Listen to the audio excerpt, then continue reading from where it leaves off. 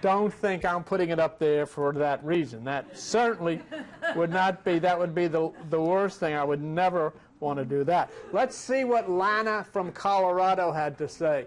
Lana from Colorado said, yesterday was a day of remarkable synchronicity, and your site was a major part of that, and having begun to grow weary of asking, seeking, and knocking because the world is such a control freak, and life is such an uphill battle with a short stick, and it seems that most people aren't even human.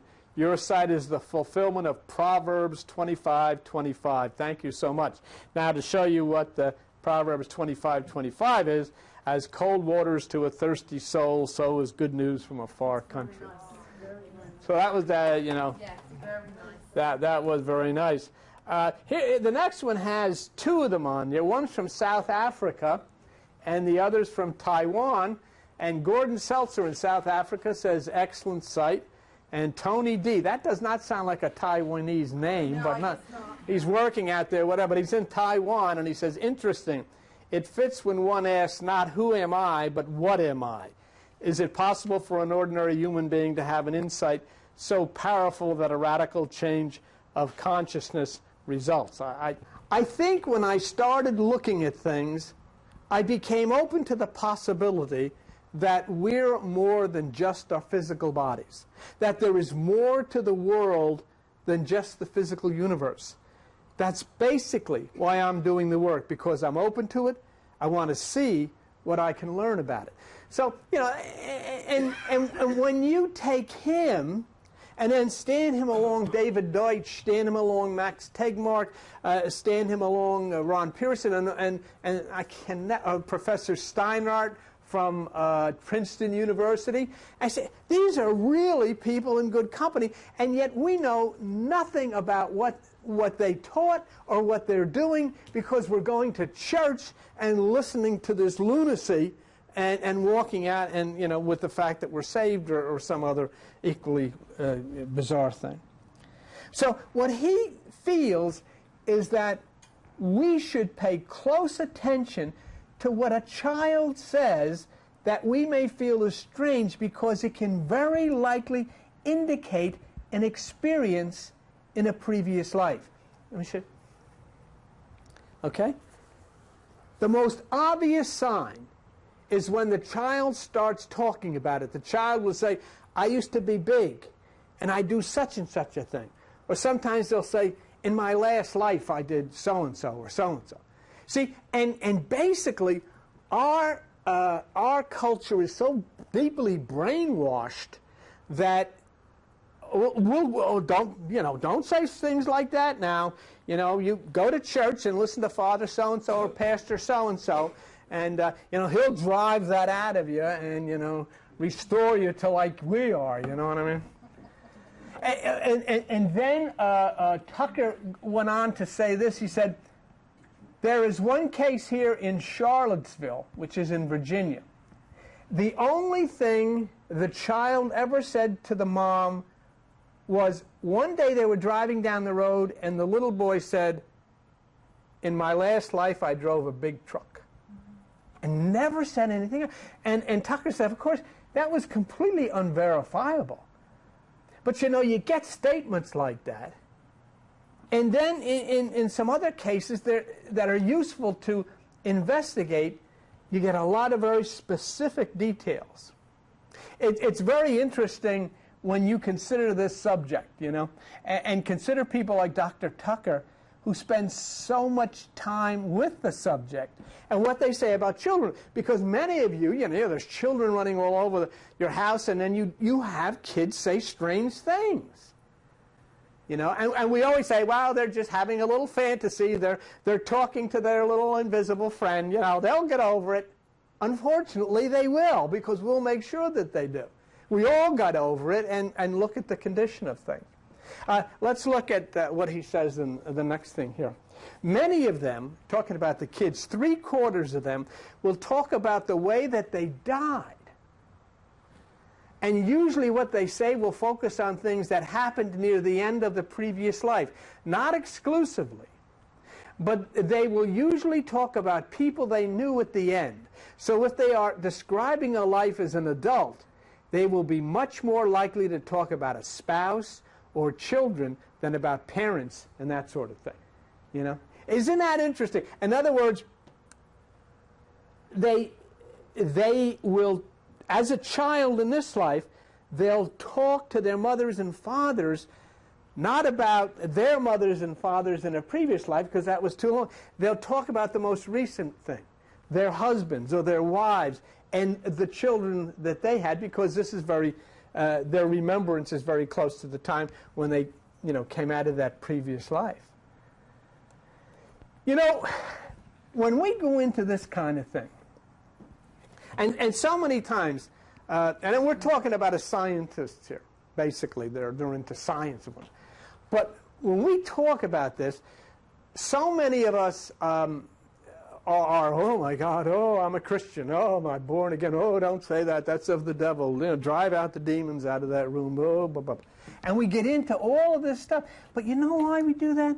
Because we listen to what the preachers want us to hear, not to what Jesus actually said.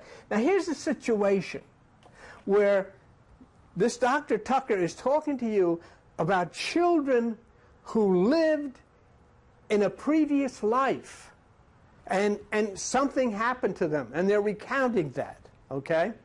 And so we'll have a lot of trouble with that. But let's go to the Jesus of the Bible. Here's the Jesus of the Bible. And what does he say? Here's he walking down the street, and Jesus calls a little child to him and sets him in the midst of them and says, unless you be converted and become as little children, you'll never enter the kingdom of God. So what he's saying here is the same thing that Tucker and Stevenson were saying, is that children don't question this stuff. Children don't say, oh, no, wait a minute, I'm not allowed to think of that, or I'm not allowed to hear these voices because, you know, that's... They only stop that when we drive it out of them, see? And we've been drilled and brainwashed and convinced and pushed into a corner that we're born again and all this, and we've placed at all of this wonderful, exciting stuff driven out of us. A child hasn't. And a child, even though, you know, in the beginnings will sit in their room by themselves, and I'll tell you from experience, will sit in their room by themselves and talk to people and see things and hear things and tell you about things and tell you about, because they haven't been told yet that, oh, you can't do that. Oh, that's against our religion. They don't know that. And so what the Jesus said, until you become like them, you'll never find the same thing. Until you really say, that's not crazy, that's not weird, that's rational, that's right. What's crazy and weird is religion. What's crazy and weird is government and killing and brutality and all of that stuff that we raise flags about. But what Jesus is saying is the things that we consider weird are the things that the little children accept. And until we get to that like them, we'll never be able to accept him or to accept what God really is, because it'll never go according to the structure of what our particular cult agrees with. So in light of what we're doing now, there's something very interesting about that. You have to begin, if you want to follow him, to accept the strange as being normal. Remember, I started by saying this is strange, but I said I'm going to show you the credentials of the people who said this. So you have to start accepting the strange as normal, and unless you're not influenced by others who are going to try to teach you their ways, unless you totally open yourself up to accept these things, you're not going to make it. Oh, William Crookes said a woman appeared from the dead and he took her pulse. That's nonsense. Who says it's nonsense? Our church. Oh, so we take William Crookes' credentials, which I told you about, over and over again, the most brilliant mind of the 19th century, and he said it happened. See? And so, but will we believe? I mean, there are people who flood into these churches who wouldn't even look at William Crookes or what he said, because they're afraid of the devil. Why? Because our minds have been turned into Christian mush by all of this stuff. See? If a child tells us of such things, what have we always done? Try to talk him out of it. You just had a bad dream. See? We can never come to grips with reality of this thing.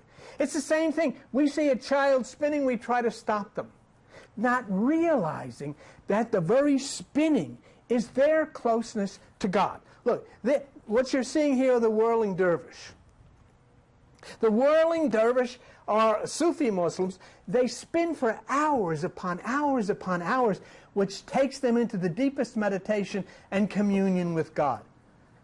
But what do we do when we see a child spinning? Stop that stuff, Rodney.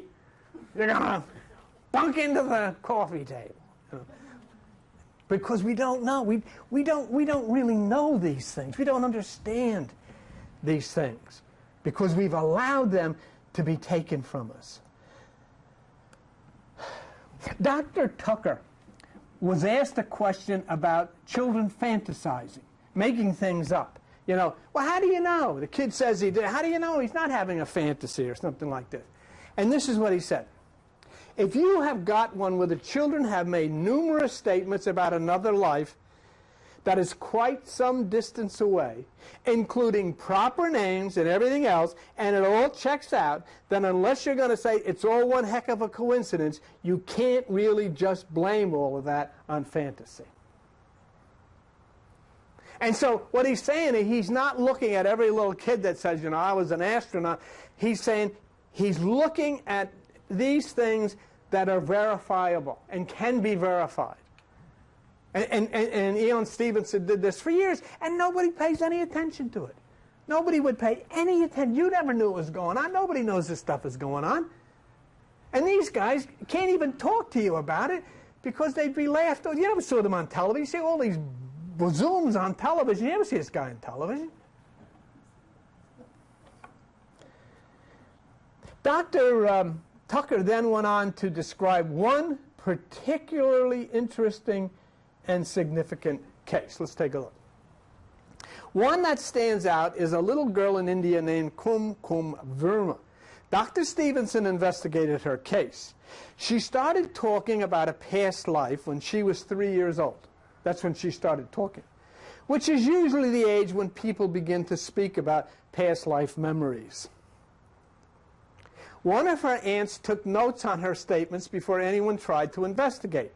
They include things like her son's name, the fact that he worked with a hammer, the grandson's name, the town where his father in that previous life lived, the fact that there was a pond at her house, that she kept an iron safe at her house, that she had a sword hanging near the cot where she slept, and even that she had a pet snake that she had milk to. So we are talking about ridiculously specific detail. And then they asked Tucker, they said, well, did you check these details out? And he says, yeah. And it turned out that there was someone who lived in the section of the city that she had described, somebody whose life matched all of those details, and this was a case where the families had no contact before the case was investigated, because the father was a well-to-do landowner, and he was apparently not happy that the little girl was remembering the life of the blacksmith's wife. Well, whatever. The fact is that this became a big case for these people because that this girl was telling things that she said was her previous life, and so she turns out to be this blacksmith's wife. So Dr. Tucker was asked if the children he has worked with or studied seem to have anything in common with one another, and he said yes. You know what they have in common with one another? The children that say these things? What they have in common with one another is, he says 70% of them will report dying violently or suddenly. He says there seems to be a key factor that connects them. So we talked about people returning from the dead. We've talked about parallel universes. We've talked about, you know, the concept that we all have twins in parallel universes.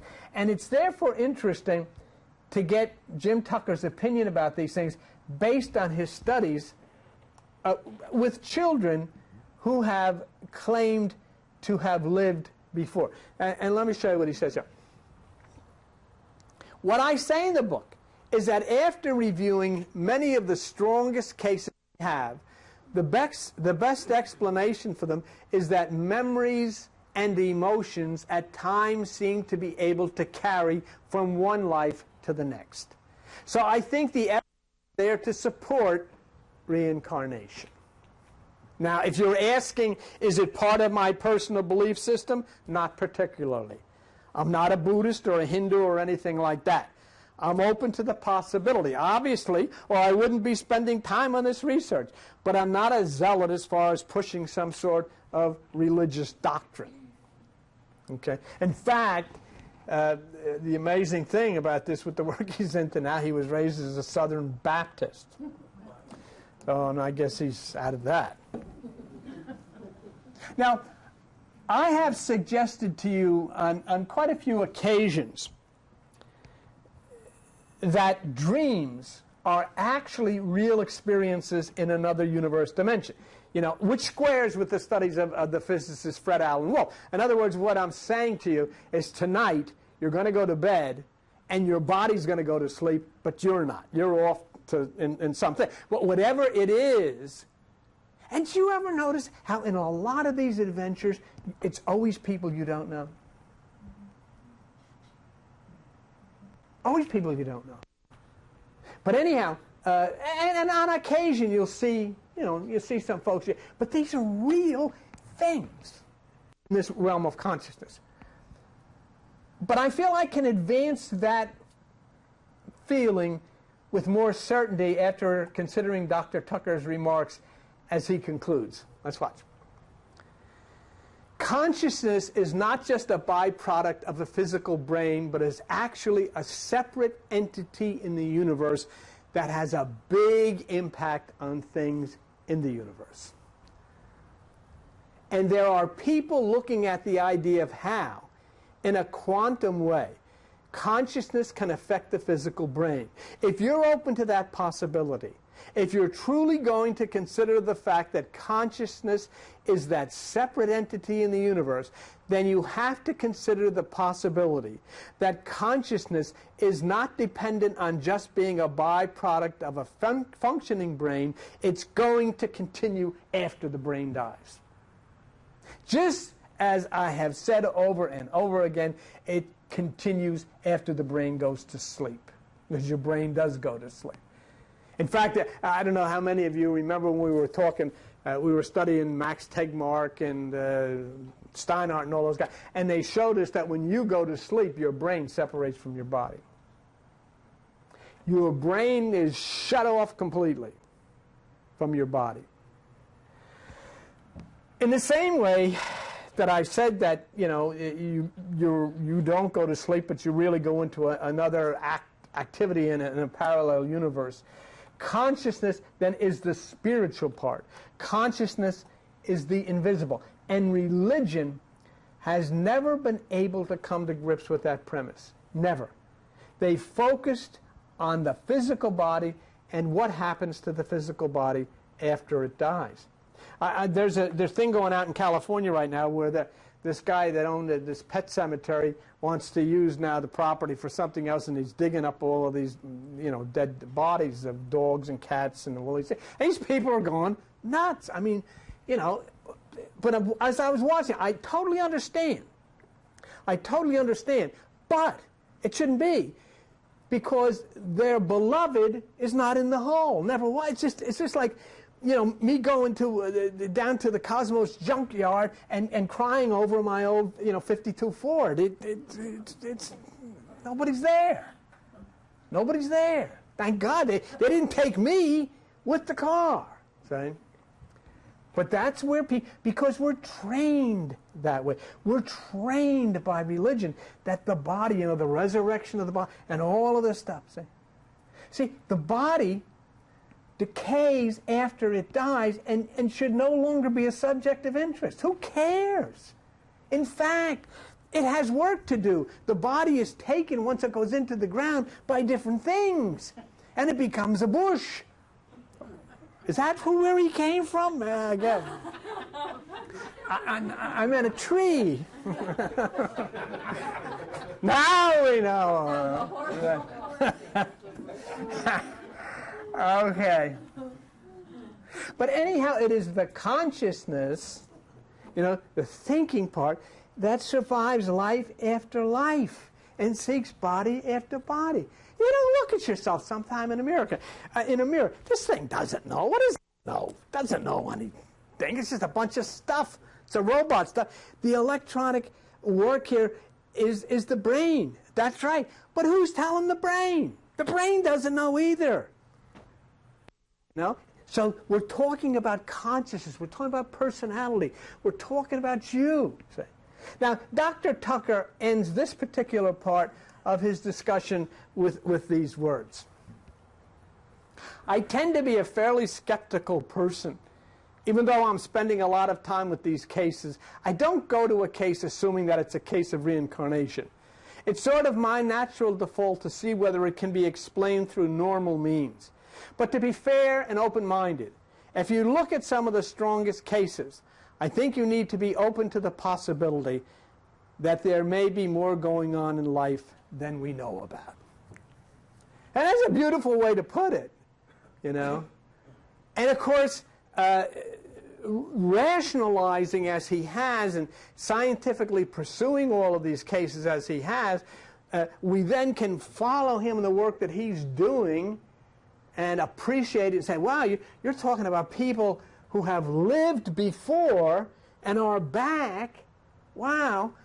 But we're so trained, you know, that we stay away from stuff like we're afraid of this guy, and yet we embrace the Falwells and the Pat Robertsons, the complete lunacy of the world that they represent.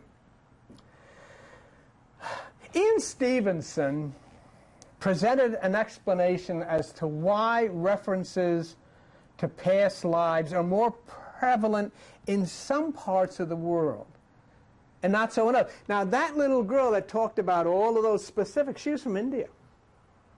So if she said she was in a previous existence, previous life, oh, everybody's writing it down. This is wonderful. Everybody's writing it down. See, but in the United States, if they say that, we'll have to get some counseling for you, young lady. You know, this has got to stop, or Pastor so-and-so run us out. You know what I mean? So we don't hear about this stuff in the United States. But let's see what Ian Stevenson had to say about it. The first striking thing is that reincarnation is reported much more frequently in cultures that believe in reincarnation. Now hold it just a minute. That's a good point. The cultures that believe in it can talk about it, and they can get into it. We who don't believe in it, you know, and we're told not to believe in it, not allowed to talk about it, okay?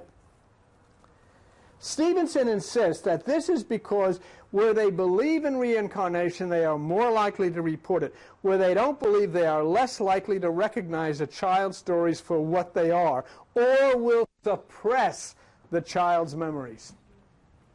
And that's the good part. That is the reason. Let me make this statement. What he just said there about suppressing our spirit, that is the reason that we have religion instead of God. We have religion, and religion, since it is groups of people formulating their own ideas, will do whatever it has to in order to suppress anything that doesn't agree with it. Religion is no different than corporations. I mean, whether it's Ford or whether it's Chevy or whether it's this kind of toothpaste or that kind of toothpaste, they're all, you know, trying to blow their own horn as to why they're the best and why you shouldn't use the other one. If there is a child living in a home with a fundamentalist religious group and that child begins to talk about past life experiences, it will be strongly suppressed. Even if it's God, even if it's Jesus come back, it'll be strongly suppressed because the cult, in which they are, religion is cults, the cult can't believe in that stuff. They can't allow it to occur. And so we whisper about the things. And these guys whisper about it too. They don't get how to tell a lot of people, see. We don't want to dare tell the truth because we'll upset our family or we'll upset our friends. And they're all so tightly controlled by religion. And because of that, we totally miss God and the reality of life. So it's up to each of us. You either hold on to religion and continue singing and praying, this is the day that the Lord, you sing all of those songs, and you wait, and you fold your hands and you read the book, or you do the radically beautiful thing, you abandon the concepts of the Dark Ages, and you open yourself to the reality of life, which is being shown to us by so many prestigious scientists from places all over the world, even as local as our Princeton University. When you look at your own body, now this is going to be something that's going to be interesting for you. I don't know how many because I haven't seen any of your bodies. Except one. I mean, other than the rest of them, I haven't seen any. When you look at your own body and see a birthmark, it is well to look at what Ian Stevenson found in his work. Another very convincing proof of reincarnation Dr. Stevenson has researched has to do with physical birthmarks. Some of the children who have memories of past lives have strange birthmarks or physical deformities, which seem to come from the way the person died in the previous life. In a few cases, Dr. Stevenson has been able to look up the autopsy records of the previous person and match up the photographs showing how they died with the children's birthmark. Let's take a look at what he says. In several cases, a child remembered being shot and killed in a previous life and remembered enough details that Dr. Stevenson could track down the autopsy records for the past life person. The autopsy record showed where the bullet entered and exited, and the child had little round birthmarks matching the autopsy. So the birthmark was in the same spot where the injury had occurred. Now, let me tell you something. The only way you're going to be able to allow this to excite you, to instill your lives with hope and understanding of life and the future of life, is to accept it. Not to sit here and probably even hear you say, ah, well, it might have been bad. Bad. I didn't ask you to consider the situation. I asked you to consider the man's credibility. He has the credentials. He's credible. Okay? And that's what I'm asking you. He believes it. See? You can be a skeptic about something like this, but I'll tell you the only reason that you're skeptical is because of your religious training. It's the only thing. A child is not a skeptic. A child just receives and tells us what they know. Unless you come as a child, you'll not be able to take part in all of the excitement of life and what God has given to us all and what we've allowed to be taken away from us by this stuff. Now, Dr. Tucker and Dr. Stevenson have impeccable credentials that I showed you. They're not trying to make a point. They're studying, they're investigating, and they're telling us. And the only reason in the world that we may doubt them is because of religion, which is the troublemaker all over the world. Now, I want to show you another situation with a similar incident. Remember, either you accept Ian Stevenson's credentials at the University of Virginia or you don't. But what he is saying is certainly consistent with what we've learned from David Deutsch and Max Tegmark and the rest of the scientists that we've studied recently. Let me show you something. This is a boy, young man, with a birthmark. Okay? This is a diagram from an autopsy. Okay? What this was, a boy, the one on the left, had past life memories, had a splotchy birthmark on his chest. It looked like scars. When he gave the name of the past life person, Dr. Stevenson tracked down the name, found the autopsy report, and saw the diagram from the autopsy report, which you saw on the right, and saw that the previous life person had been killed by a shotgun blast to the chest. The pattern of the holes in the autopsy looked very much like the boy's birthmark. Now, you know, once again, please, I'm talking to you not to look at this and consider it, but to look at Dr. Stevenson at the University of Virginia for 30, 40 years with his credentials. What happened here... That's a very unusual place to have a birthmark. Mm-hmm. You usually don't have birthmarks on your chest, like that. Mm-hmm. You know, the back, the legs, Mm-hmm. the Mm-hmm. neck, but not on the chest. Well, what he's saying, too... Yeah, just verify. No, well, what he's saying is if you do have a birthmark, that it's worth looking into, because in a previous life you might have had a situation there at that point that, you know, caused you some harm or killed you. So what happened, see, the boy knew his name in a previous life, and Stevenson looked it up and found the autopsy and all of that stuff.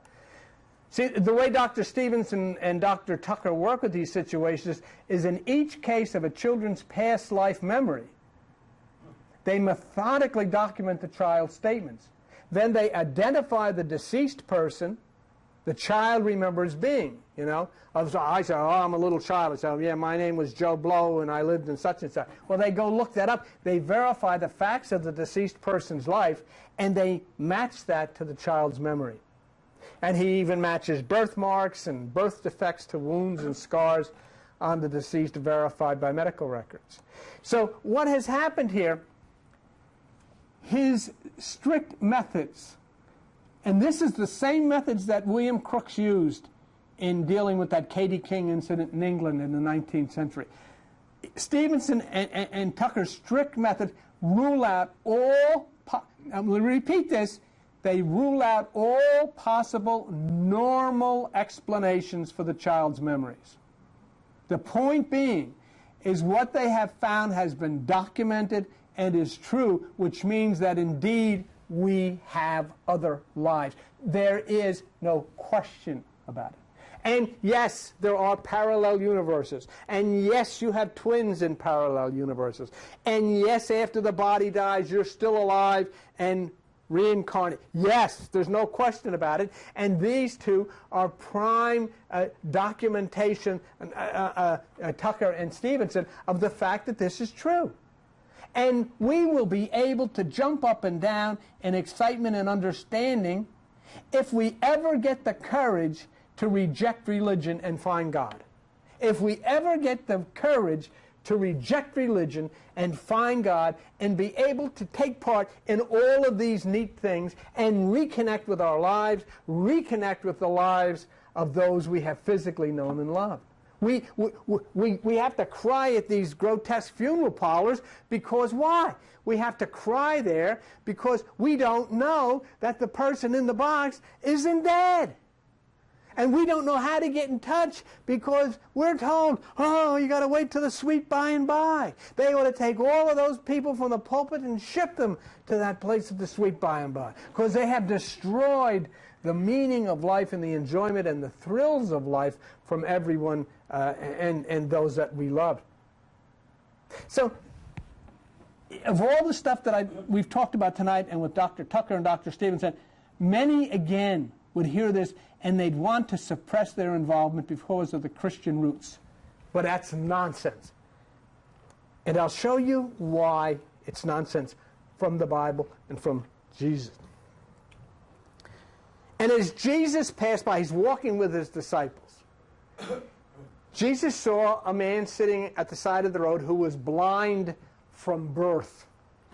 And his disciples asked him, who did sin, this man or his parents, that he was born blind? Now, How could the man sin before he was born? In other words, he was born blind. Did he commit some kind of a sin? In other words, Jesus answered, neither has this man sinned nor his parents, but the works of God would be displayed in him. But the point here is that this was very acceptable. It's an acceptable question because these people knew of reincarnation. They knew of a previous life, and they knew that things went on in a previous life. So they said, well, this guy was born blind. It's like the doctors are telling us here about somebody born with a birthmark. Who caused that? What happened? Here's the same thing. Guy's born blind. Who caused that? What happened? Did this guy screw up in his previous life? See? So they talk about it and rationalize it in the Bible, but the very same people who claim to be followers of Jesus, there's no such thing. So after all of our studies about past lives, twins in parallel universes, here we see that the Bible supports the same belief. You saw Ian Stevenson tracking down people who were connected to those who claimed injuries in past lives, and lo and behold, he found birthmarks that matched the injuries. And here you see an understanding by which the disciples asked Jesus, what happened in a past life that caused this person to be born blind? What did he do? Did he get hit with something? Did he do something bad? And notice, Jesus didn't say, what the heck are you talking about, past life? There's no such, he never said that. He said, no, this didn't happen because the guy screwed up in the past life. See? He just said, no, that wasn't the cause. So Ian Stevenson finds specific and documented proof of past lives. And doesn't that give credence to the work of William Crookes, who claimed the appearance of Katie King from another dimension? Of course it does. Now, there is a thing here. We're going to go through kind of quick. I'm not saying I have any scientific information of it, but when I saw it, I thought of myself as a child. Was this weird enough? There is a classification of children that I cannot document scientifically, but they are referred to as indigo children. These are children who are classified as of a higher order, brought into the world for the purpose of being part of the great change. And we're going to see feelings about their personalities, and I'm not offering documentation, just reference, okay? You may look at these traits, and if there is anything to this, then the child in question is sent directly from the light for a higher purpose. Do you know any child like this? The reason that I feel very close to is, it seems like it was. Okay. Okay, indigo children come into the world with a feeling of royalty and often act like it. They have a feeling of deserving to be here and are surprised when others don't share that. Self-worth is not a big issue. They often tell the parents who they are. They have difficulty with absolute authority without explanation or choice. Amen to that. They simply will not do certain things. For example, waiting in line is difficult for them. Really? They get frustrated with systems that are ritually oriented and don't require creative thought. They often see better ways of doing things, both at home and in school, which makes them seem like system busters, non-conforming to any system. Hallelujah. They seem antisocial unless they are with their own kind. Joan can tell you the time I sat at a party that one of her friends gave, and I left my overcoat on, and they thought I was antisocial. If there are no others of like consciousness around them, they often turn inward, feeling like no other human understands them. School is often extremely difficult for them socially. Hallelujah to that. They will not respond to guilt, discipline. Wait till your father gets home and finds out what you did. They are not shy in letting you know what they need. So that, I don't know. There's a personality that would fit the indigo child. And the word indigo is applied because it was claimed that someone noticed they all had a special bluish aura about them. I don't know. I don't know what draws me to them except for the description of their behavior to a certain extent. I lived that way. In the studies of Dr. Tucker and Dr. Stevenson about the children with past lives. And certainly those children have special attributes to remember things of their past existence. But at the same time, they evidently live in households where these God connections were not suppressed to make room for the doctrines of dogmas of the Middle Ages religion. As we're closing out here, what is it, Friday night, we had a dinner, get-together. You know, our website, www.hiddenmeanings.com, has hit over 1 million visitors. And when you're sitting in a little room in Forked River cranking the stuff out, it's significant. 1 million visitors. In fact, it's 1,016,000 visitors from all over the world. I mean, it's, you know, it's amazing to me. I can't even think of a part of the world where we haven't received anything. And you know what makes me feel good? When we sat at the dinner the other night with the folks who were here, I was saying to myself, you know, we've gotten over 1,016,000, and we've never talked about hurting anybody. We've never talked about hurting nature. We've never talked about putting any people on guilt or in any kind of severe stress or anything like that. And it's been very good. It's been very positive, very uplifting. And everything that we've ever done here, you know, I've tried my very best to document what is being said. I can't testify for Dr. Tucker and Dr. Stevenson. I can only testify, as I've shown you, for their credentials. But we do have some pictures that I would like to share with you, thanks to the work of Al Bianchi and Ethel, who did the picture taking. And so this was a little group that got together for the, and there they are. Oh, that's nice.